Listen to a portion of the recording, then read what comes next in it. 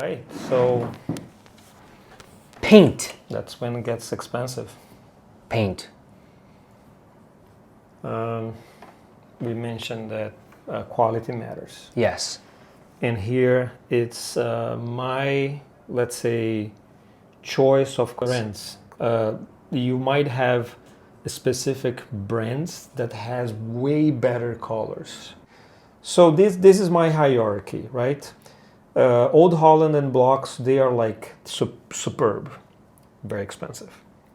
Especially Old Holland blues, like Old Holland cyan blue. I even don't know how much was it, but it was. Is that what this is? Every time you have Cyan blue. a mineral, Yes. natural, and especially colder colors, like the Lapis Lazuli, which is an art history, what they were And that's using. an actual stone that is Yes. ground up to Yes. be put into paint. The ancient Egyptians were using it.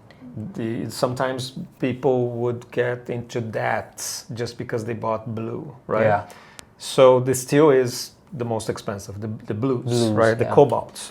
But if you have like a synthetic blue, then it gets cheaper, right?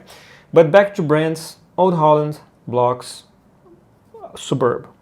Schmincke, German, which I know you love, and I love. So that's also amazing.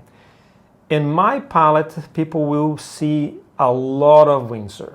Winsor and Newton. Because Winsor has, which a lot of them don't have, a large tube.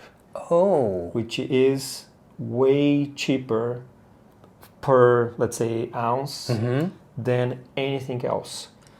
So Winsor is my go-to because it's good and it's affordable. And I would say that's why you see most Winsor in my palette. And after Winsor, I love Holbein, especially the Holbein opaques. I think they are great. They are creamy. They cover a nice area, not like overly opaquing. It's like semi-opaque. I use a lot of Holbein opaques. And Holbein also has great colors that are transparent. Another color that is, another brand that is here, as I keep saying color, another brand that's here that's pretty decent. I would say is as decent as Winsor Newton is M. Graham. Unfortunately, this is the name is fading here, but it's very decent. I like it a lot. Daniel Smith, I think it's okay, right? And I know some people might disagree with me. Rembrandt. So this is when I call it, the more like, it's it's fast food. It's not bad. It's not like completely bad, but it's okay. And if I would avoid them, I definitely would do it. And I even don't know why I dare it here, because I bought them many years ago and I tested. So I think like Rembrandt, Da Vinci, Turner, and this one's called Shinhan Premium. I think they are very like okay, lower quality.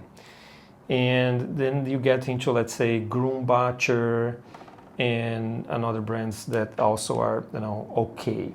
So overall, my choices are price and quality, because I paint so much that this it's more, let's say, because it's a larger tube. Yep. And it's, let's say, more affordable.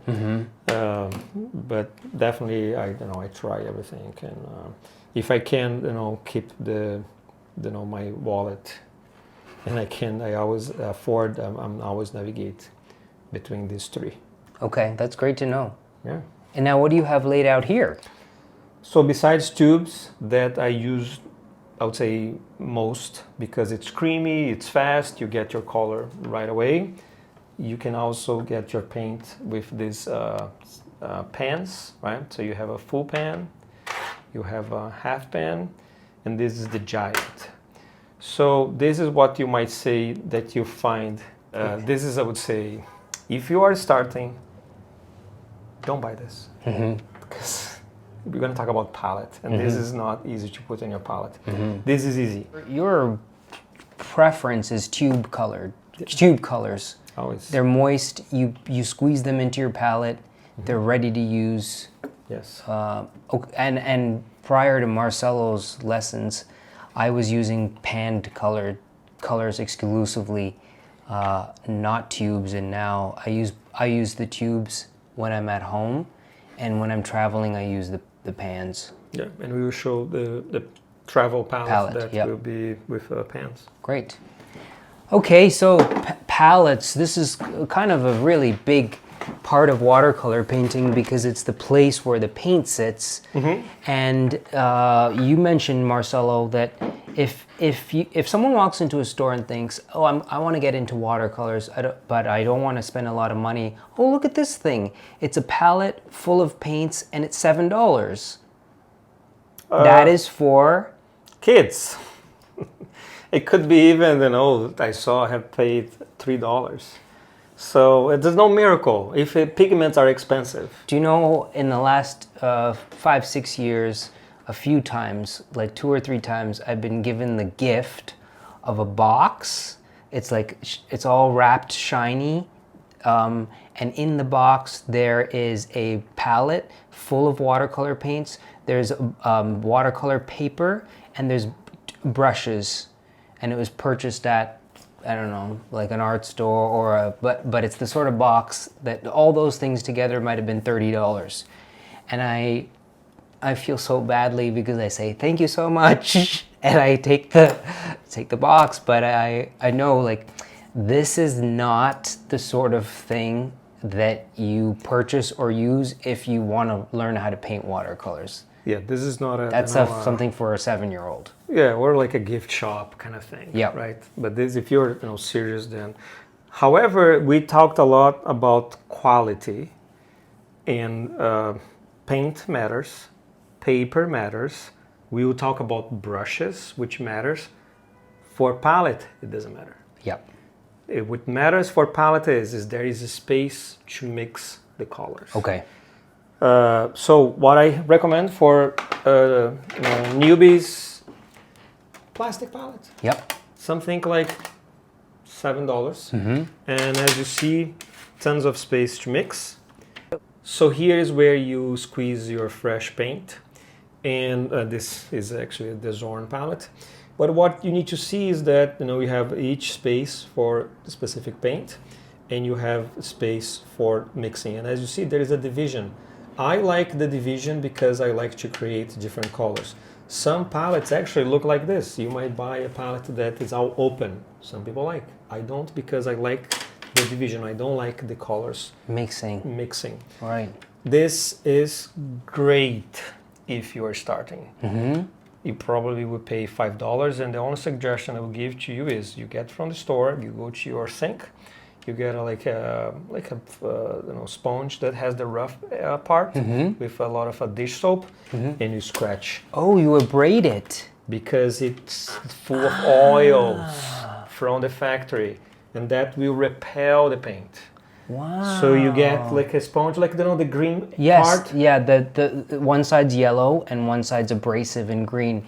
You know, it's so funny that you're saying this, because my friend that took one of your classes that has the plastic palette, when we're painting side by side, her problem is the paint is repels. Yeah, it's repelling it so much. Because there's oil from the factory. factory. I just thought it was because it was a plastic palette. Well, plastic is it's plastic, so you need to just create like some sort of a surface. Yeah. So you just scratch that, and then once you do that, and after you paint it, 10 times, it's gonna be good to go. I'm gonna tell her. That's kind of a big thing. We should.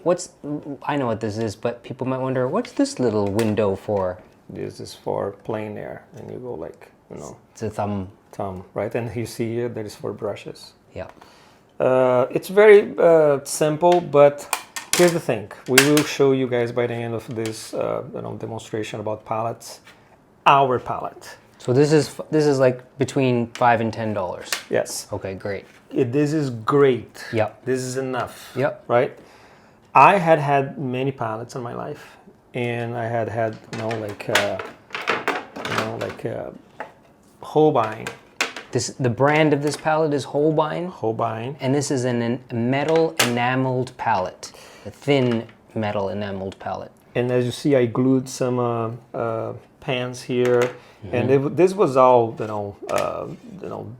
not designed, but changed by me. I elevated a little bit of this area. There was like a metal for separating colors. I had a metal. So, anyways, this was all Frankenstein'd by me. But when I bought this, it wasn't that expensive, and you can find these ones out there. Yes. For I don't know, 30, something like that. This is the smallest, let's say, metal that you can find by Holbein, which was great. I used this palette for 10 years. Wow. It was great. Then I had another one, right? This is like the also Holbein, that it's, let's say, a bigger version, and as you see better, that doesn't, has more space. This hole actually was the hole for, you put the thumb. This is now my daughter's palette, and as you see, it's a mess. But also a great palette, and you see what happened here, the space in between, it's a little smaller. I made this myself. So you could actually do this space by using hot glue. Oh. You just gotta have the glue and go like, yep. Done. The same thing here.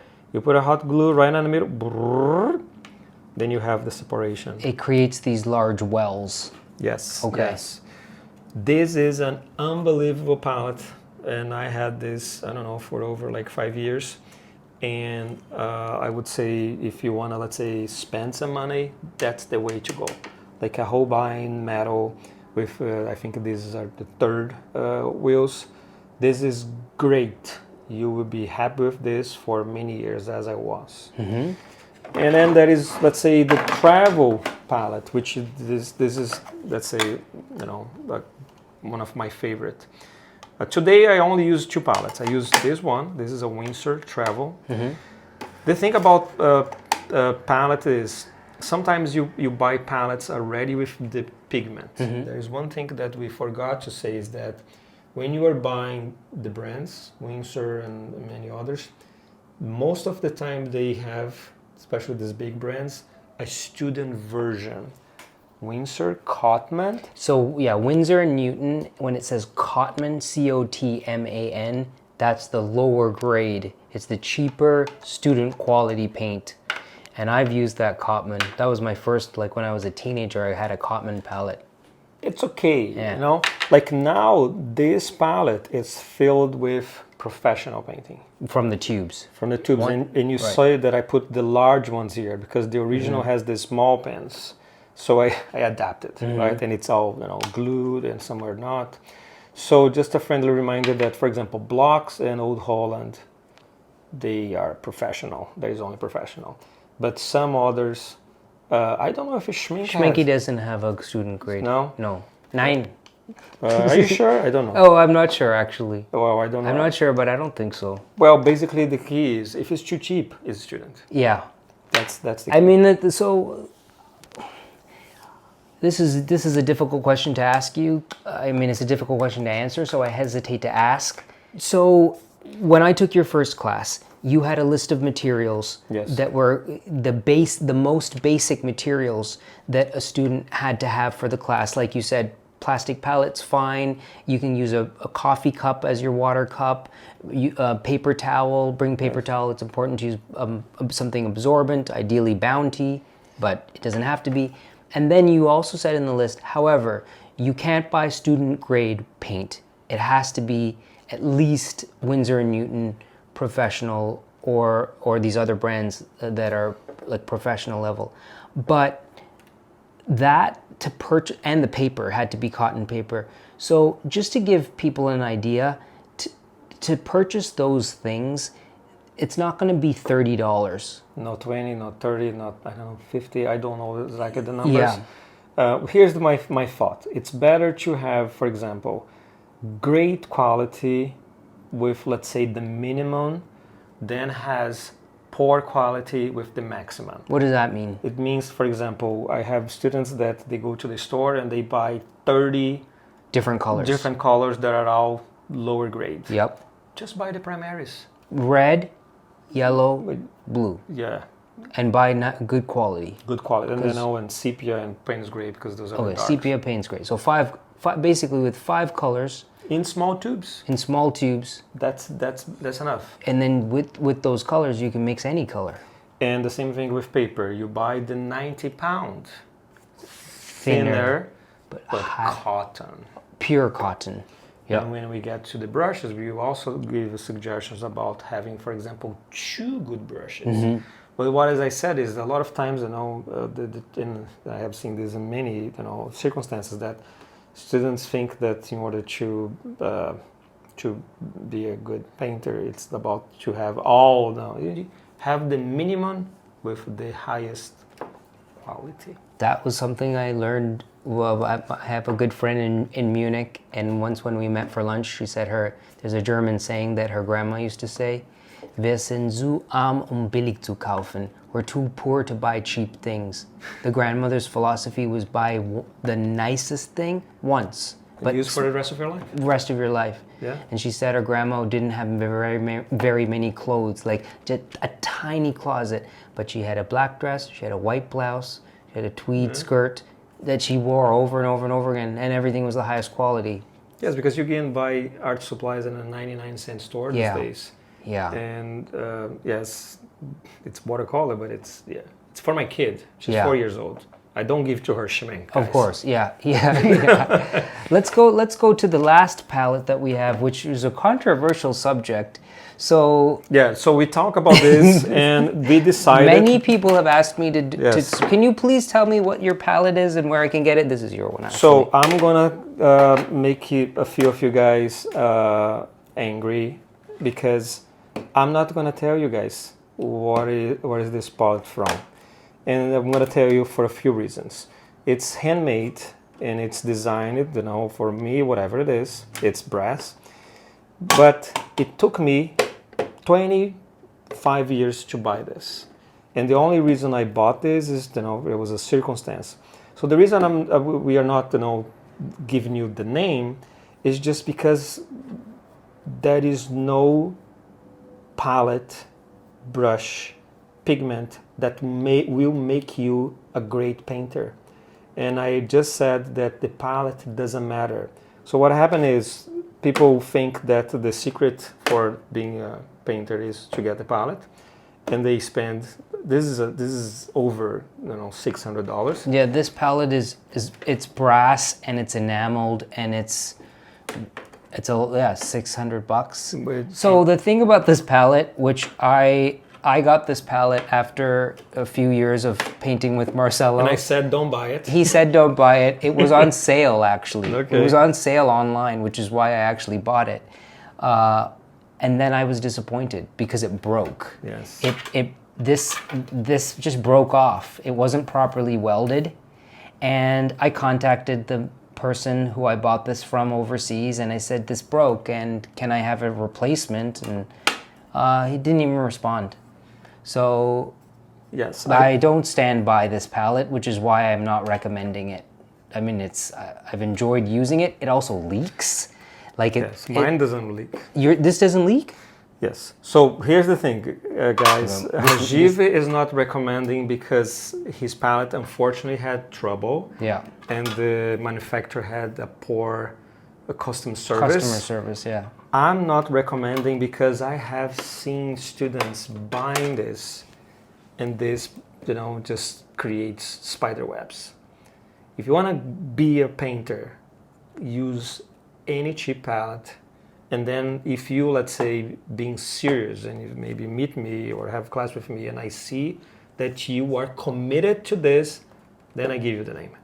Because other than that, the palette, I have got these emails, it became a magic wand of how to become a great painter. And it's not. Well, I've had people ask, can you talk about the palette? Can you talk about the palette? Where is your palette from? I would like your palette. Use this.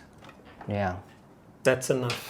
I wouldn't use that because it's plastic and I hate plastic. That's fine. Then So get Holbein. my thing is I don't like that because my philosophy is that your tools should inspire you and should be beautiful. And when you're looking at them and you're trying to create something beautiful, I don't want to look at plastic and I don't want to touch it. So I don't use that. But the other, like I used that at the beginning. Yes. That was the first, they have those at Blick. They come in a little cardboard box. They're from Japan, I think. Yes. $30.